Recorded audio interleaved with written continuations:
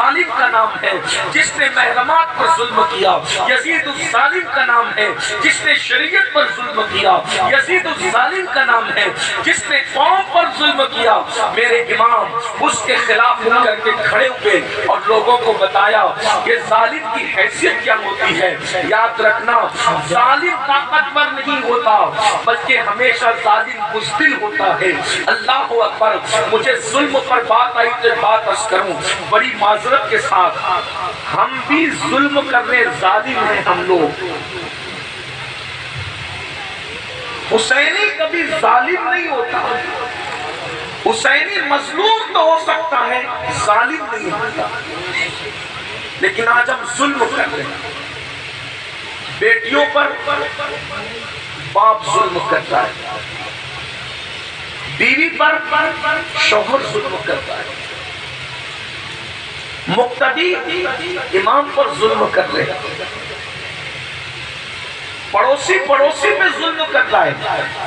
ہم بھی ظالم ہیں، تھوڑی سی دولت آئی ظالم ہو گئے۔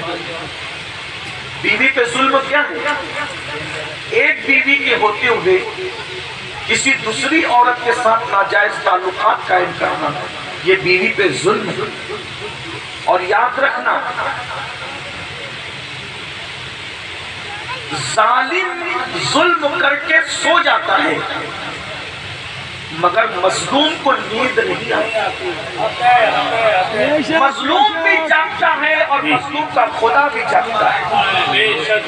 اور یہ بات یاد رکھنا، وہ بددعائیں جو زبان سے نکلتی ہے وہ اتنا انسان کو تباہ نہیں کرتی جو خاموش بددعائیں انسان کو تباہ کرتی۔ خاموش بددعاؤں سے ڈرو، یہ خاموش بددعائیں بڑی خطرناک ہیں۔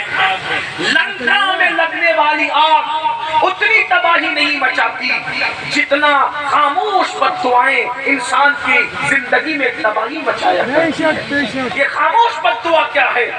خاموش بددعا کے کوئی الفاظ نہیں ہوتے، خاموش بددعا کی کوئی آواز نہیں ہوتی۔ خاموش بددعا صرف نگاہیں اٹھا کر کے کسی کی طرف دیکھتی ہے، اور جس کی طرف دیکھتی ہے پھر اس کا حال یہ ہے کہ اللہ اکبر، میرے آقا فرماتے ہیں مظلوم کی آہ سے بچو، مظلوم کی بددعا سے بچو۔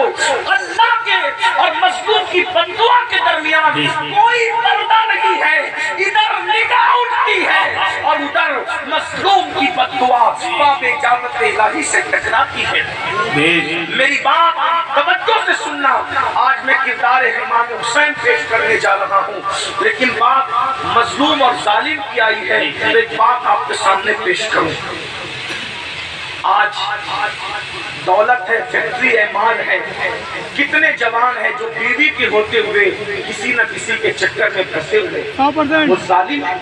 یہ ہنسنے کی بات نہیں، یہ ہنسنے کی بات نہیں، بلکہ پلٹ کر ایک بات اور کہہ دوں، کچھ ایسی ظالم عورتیں بھی ہیں جو شوہر کے ہوتے ہوئے کسی اور طرف اپنے دل کو لگائے ہوئے، وہ بھی بدترین ہوتی ہے۔ یہ ظلم ہے۔ اور ایک بات آپ کو بتاؤں، قتل کرنا جتنا بڑا جرم ہے اس سے بڑا جرم بے وفائی کرنا ہے۔ شوہر کا بیوی کے ساتھ آج ہمارے گھر جل رہے ہیں، چھوٹے چھوٹے ننھے بچے کبھی ماں کا منہ تکتے ہیں، کبھی باپ کا منہ تکتے ہیں، کیونکہ جب کسی شوہر کا دل کسی اور عورت سے ناجائز طور پہ لگ جاتا ہے تو اس کو اپنی بیوی اچھی نہیں لگتی، وہ بیوی سے لڑتا جھگڑتا رہتا ہے۔ اور جب کسی عورت کا دل کسی غیر مرد سے لگ جاتا ہے تو اس کو اپنا شوہر اچھا نہیں لگتا، وہ بھی ہمیشہ اس سے لڑتی جھگڑتی رہتی ہے۔